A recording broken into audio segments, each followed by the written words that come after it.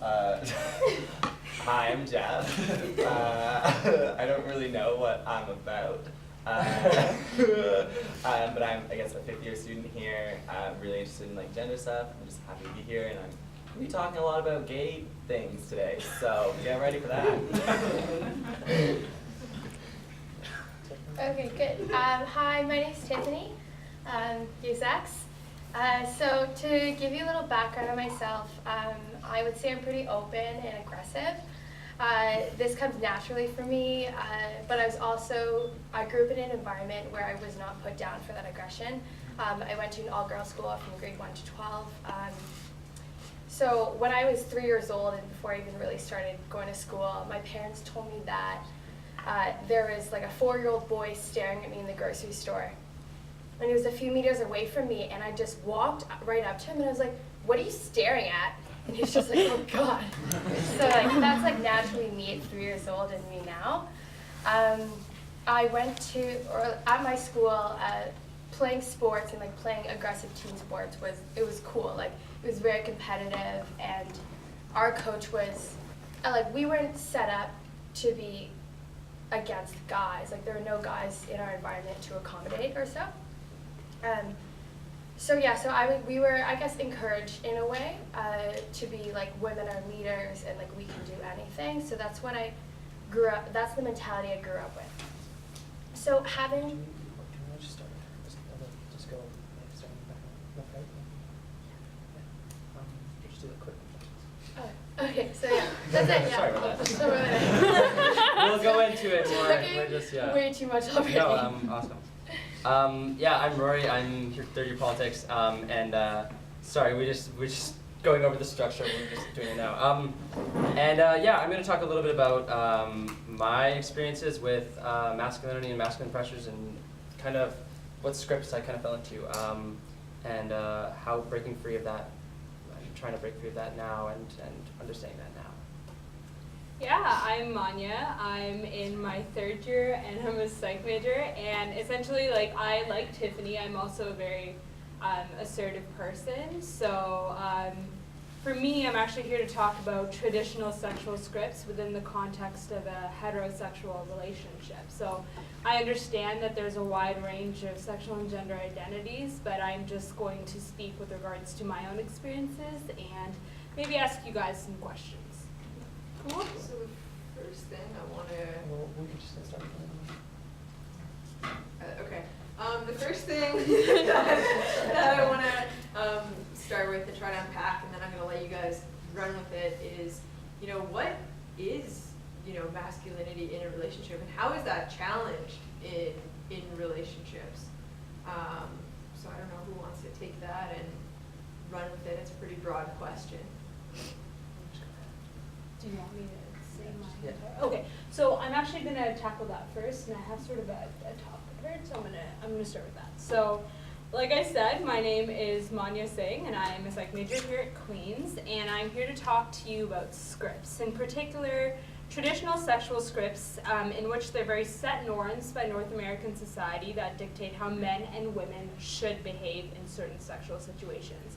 More importantly, we're often taught these ways of living and functioning within the context of a heterosexual relationship, and often they're the guidebooks that we use when we first start exploring sexuality. So, what are scripts? How are they often wrong? And more importantly, how do they perpetuate dominant masculinity? Now, does anyone here know what a script is? I'm not referring to the drama type scripts.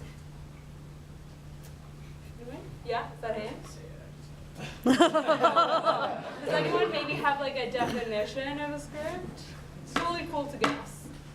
Yeah. It's just what your role is and the ways you're supposed to behave and the things you're supposed to do. Yeah. Based on who you are. Yeah, exactly. Scripts are cognitive frameworks for how people are expected to behave in certain situations, like I said. And for example, within the traditional dating script, the guy's often expected to pay for the date. It is according to a script or rule in which they choose or choose not to abide by. They're taught to us from the moment they're born, and we're told to stick to the script. It's going to give you the most success. You're going to have the best sex life in the world. Well, it doesn't always work like that. And I used to be a performer for 10 years, and time and again, I was told to stick to the script. But there are times where I wouldn't, where I would insert my own impromptu stuff here and there on stage, much to the horror of my very, rigid drama teachers. But take that concept and apply it to the traditional sexual script. It's problematic for many reasons, not only for the fact that it reinforces heteronormativity and dominant masculinity, but it also because it demonizes and marginalizes those who can't identify with it, who want to try and insert their own impromptu magic and not necessarily stick to what they're told. So I'm going to ask you to think about the role you think you play in defying or perhaps perpetuating masculinity, femininity, when I say what I'm about to say. Try to think of things that you do or did identify with and bring those concerns up at the end of the discussion. What is wrong here?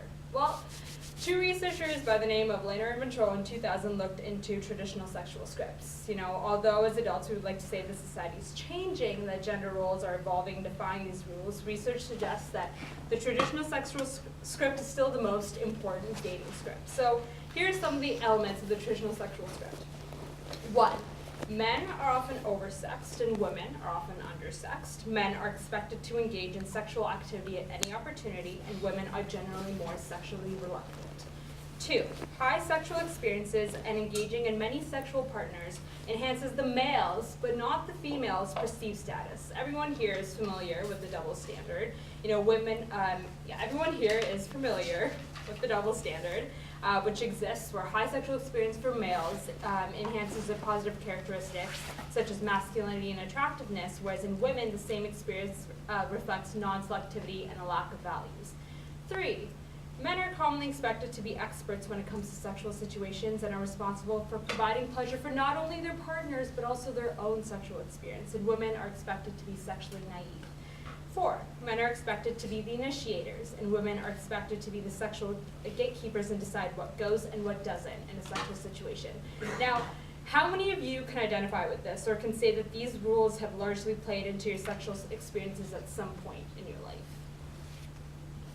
Yeah, exactly. Like, these scripts tend to guide our behaviors during a lot of our sexual encounters, and they tend to establish very strict gender roles when it comes to what a man can and cannot do and what a woman can and cannot do.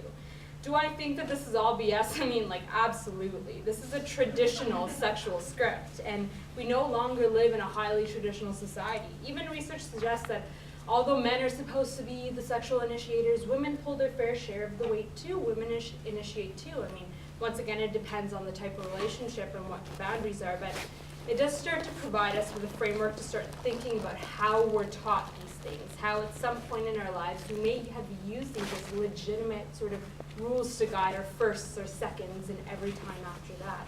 Now keep in mind that we all have different sexual experiences, and these rules are traditional, meaning they don't take into account the range of sexual and gender identities that exist. Now perhaps we can start to see how these rules or scripts are often detrimental in certain respects, especially when it comes to masculinity. Now, my partner and I are very open individuals. We've had an amazing relationship thus far, and he is one of my biggest support systems. I mean, I love him, but at the onset of our relationship together, I, Manya, self-identified cisgendered female, came in with preconceptions in how I was supposed to act in the context of a certain sexual relationship. Now, mind you, I came into the relationship already pretty sexually naive, but I was still well aware of the gender roles I was supposed to perform within our sexual encounters together. And unfortunately, I expected that he, as a dominant male gender role, I expected him to also display a dominant male gender role as well. At first I was scared, but I assumed that he would naturally take the lead when we had sex. I came to, crave the dominant, lift me off the couch, push me against a wall, and make sweet love to me type of behavior that I saw in Bollywood movies. That's complete BS, quite frankly. But it's what my friends told me was the hottest and sexiest thing for me to crave, male dominance. And I was supposed to lay there and moan and grunt, indicating that he'd done a wonderful job and that I was extremely sexually satisfied. But outside the context of our sexual relationship, I was the dominant and outspoken Manya. But within the context of our sexual relationship, I was the sexually timid, shy, sexually available Manya. It was a role I was playing, a feminine role that was so deeply ingrained into my soul that I didn't even realize it. Now here's the problem with the whole situation. It's not really indicative of the types of people he and I are. I soon realized that I loved to initiate, to catch him off guard when least expected it, and like frankly